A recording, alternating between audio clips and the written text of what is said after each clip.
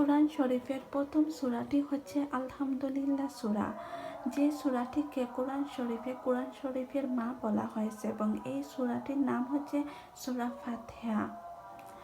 নবীজি সাল্লাল্লাহু আলাইহি ওয়াসাল্লাম বলেছেন, যে ব্যক্তি এই সূরাটি নামাজে পাঠদান করবে না তার নামাজ পরিপূর্ণ হবে না, এবং যে ব্যক্তি আল্লাহর সন্তুষ্টি লাভের জন্য এই সূরাটি পাঠদান করবে আল্লাহর রহমত অসীম পাবে।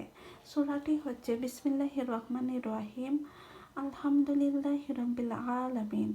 বাংলাটি হচ্ছে সমস্ত প্রশংসা বিশ্ব প্রতিপালক আল্লাহর জন্য। আমরা এই পৃথিবীতে যা কিছু দেখছি সব কিছু আল্লাহর, তাহলে আমরা কার প্রশংসা করব? নিশ্চয়ই আল্লাহর প্রশংসা করব।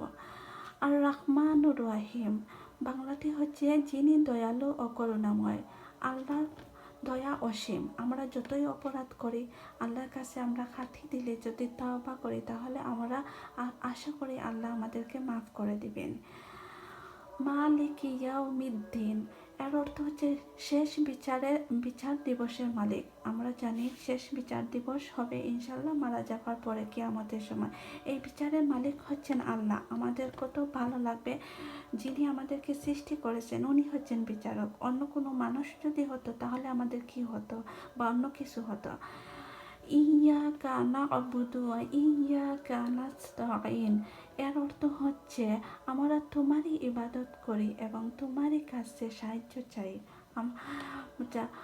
ইহদিনাস সিরাতাল মুস্তাকিম, আমাদেরকে সরল পথ দেখাও, মানে আমাদেরকে ভালো পথ দেখাও যে পথে কোনো বাধা বিঘ্ন নাই।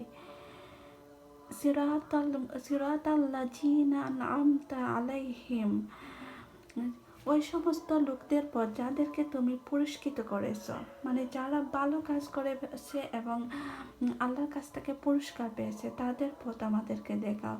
গায়রিল মাগদুবি আলাইহিম ওয়ালাদ-দাল্লিন, এর অর্থ হচ্ছে যারা অভিশপ্ত পথভ্রষ্ট তাদের পথে নয়। আমরা অবশ্যই সবাই জানি যে নূহ আলাইহিস সালামের সময় এবং লূত আলাইহিস সালামের সময় অনেক লোক অভিশপ্ত ছিল আল্লাহর কাছ থেকে। নিশ্চয়ই আমরা এই পথ থেকে যাতে আমরা বাঁচতে পারি আল্লাহর কাছে আমরা চাইব। আর কেউ যদি কোনো আশা পূর্ণ করার জন্য এই সূরাটি প্রতিদিন 41 বার করে পাঠদান করে 41 দিন, তাহলে তার আশা পূর্ণ হয়ে যায় আল্লাহর রহমত হলে। কারণ আমাদের ছোট বড় সবার দুশ্মন আছে, দুশ্মনের কাছ থেকেও বাঁচার জন্য এই সূরাটি আমরা যদি ওজিফার সহিত পাঠ করি তাহলে আমরা দুশ্মনের দুশ্মনী থেকে ইনশাল্লাহ বাঁচতে পারবো আল্লাহর রহমত হলে।